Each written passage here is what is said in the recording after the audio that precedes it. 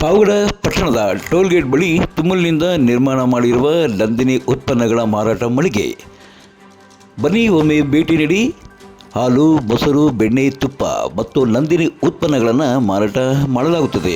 ಬನ್ನಿ ಒಮ್ಮೆ ಭೇಟಿ ನೀಡಿ. ನಂದಿನಿ ಉತ್ಪನ್ನಗಳನ್ನು ಕೊಂಡುಕೊಳ್ಳಿ, ರೈತರಿಗೆ ಬೆನ್ನೆಲುಬಾಗಿ ನಿಲ್ಲಿ.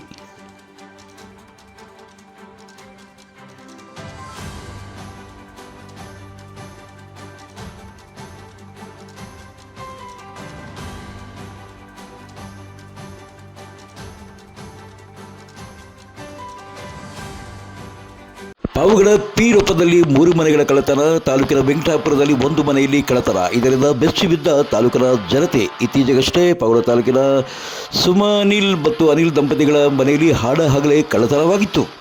ಈ ಒಂದು ಕಳ್ಳತನ ಮಾಸುವ ಮುನ್ನವೇ ರಾತ್ರಿ ಹೊತ್ತು ಬೀಗ ಹಾಕಿದ್ದ ಮನೆಗಳನ್ನು ಟಾರ್ಗೆಟ್ ಮಾಡಿ ಕಳ್ಳತನ ಮಾಡಿ ನಗದು ಮತ್ತು ಅಪಾರ ಚಿನ್ನ ಬೆಳ್ಳಿಯನ್ನು ದೋಚಿದ್ದಾರೆ.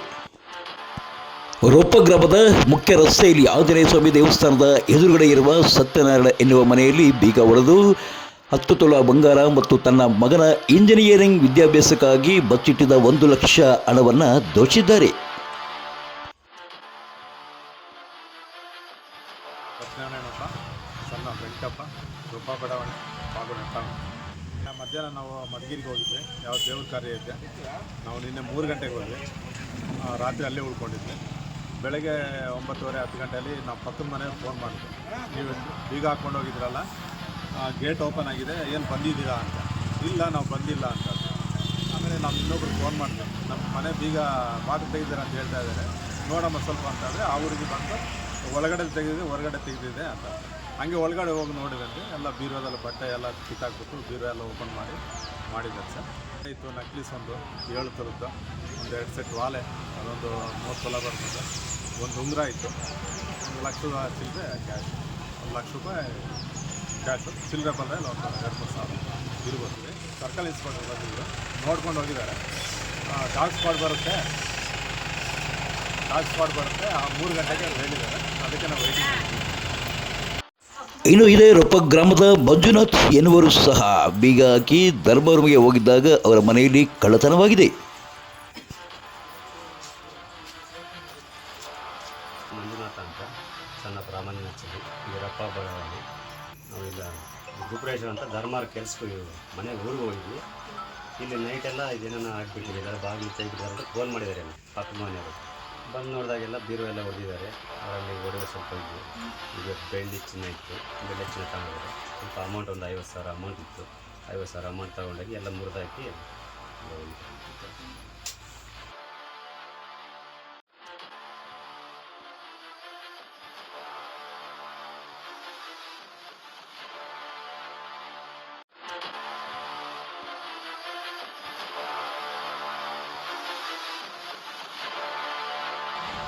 ಇನ್ನು ಇದೇ ಗ್ರಾಮದ ಶಾಂತಮ್ಮ ಎನ್ನುವರ ಮನೆಯಲ್ಲೂ ಸಹ ರಾತ್ರಿ ಕಳ್ಳತನವಾಗಿದೆ.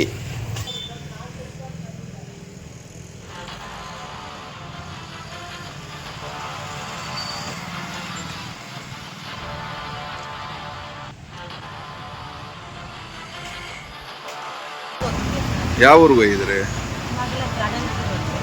ಹಾಂ ಹೋಗಿದ್ದೆ ನಿನ್ನೆ. ಇದು ಪಕ್ಕ ಮನೆಯವ್ರು ಫೋನ್ ಮಾಡಿ ಹಿಂಗೆ ಕಳ್ತನ ಆಗೈತೆ ಅಂತ ಹೇಳಿದ್ದೆ. ನಾನು ಬೆಳಗ್ಗೆ ಹೋಗಿ ಬಂದೆ. ಅದೇ ಲಕ್ಷ್ಮೀ ಕಾಸನ್ನು ಖಾಲಿ ಕೊಟ್ಟು 25 ಸಾವಿರ. ಕಂಪ್ಲೇಂಟ್ ಕೊಟ್ಟಿದ್ದೀರಾ? ಇನ್ನು ಪಾವಗಡ ತಾಲೂಕಿನ ವೆಂಕಟಾಪುರ ಗ್ರಾಮದ ತಿರುಮಲೇಶ್ ಎನ್ನುವರ ಮನೆಯಲ್ಲೂ ಸಹ ಕಳ್ಳತನವಾಗಿದೆಯಂತೆ. 15 ದಿನಗಳ ಹಿಂದೆ ಇವರ ಮನೆಯಲ್ಲಿ ಕಳ್ಳತನವಾಗಿದ್ದು, ಮತ್ತೊಮ್ಮೆ ಇದೇ ರಾತ್ರಿ 2ನೇ ಬಾರಿಗೆ ಕಳ್ಳತನವಾಗಿದೆಯಂತೆ.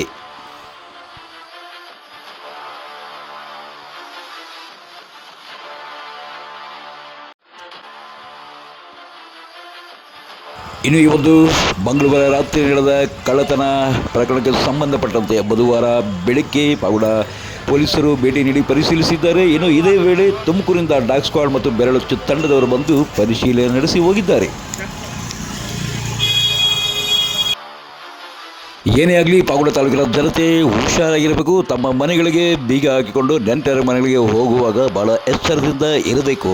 ನಮ್ಮದೇ ಹಣ, ನಮ್ಮದೇ ಬಂಗಾರ, ನಮ್ಮದೇ ಚಿನ್ನ ಕಳೆದುಕೊಂಡ್ರೆ ಅದಕ್ಕೆ ಜವಾಬ್ದಾರರು ಯಾರೂ ಅಲ್ಲ, ನಾವೇ ಹಾಕ್ತೀವಿ ಅನ್ನೋದಲ್ಲ ನಾವು ಮೊದಲು ತಿಳ್ಕೋಬೇಕು.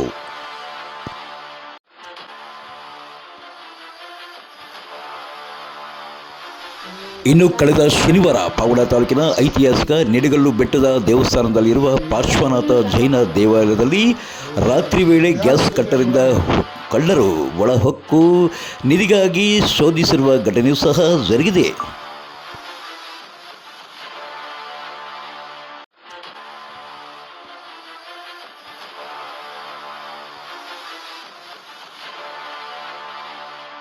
ಪಾವಗಡ ತಾಲೂಕಿನ ತಾಜಾ ಸುದ್ದಿಗಳಿಗಾಗಿ ನಮ್ಮ ಚಾನಲನ್ನು ಪಾವಗಡ ಪವರ್ ನ್ಯೂಸ್ ಎಂದು ಟೈಪ್ ಮಾಡಿ, ಸಬ್ಸ್ಕ್ರೈಬ್ ಮಾಡಿ, ಜಾಹೀರಾತು ನೀಡಿ ಪ್ರೋತ್ಸಾಹಿಸಿ, ಬೆಂಬಲಿಸಿ. ನಾನು ನಿಮ್ಮ ಸತ್ಯ ಲೋಕೇಶ್, ಸಂಪಾದಕರು, ಪಾವಗಡ ಪವರ್ ನ್ಯೂಸ್.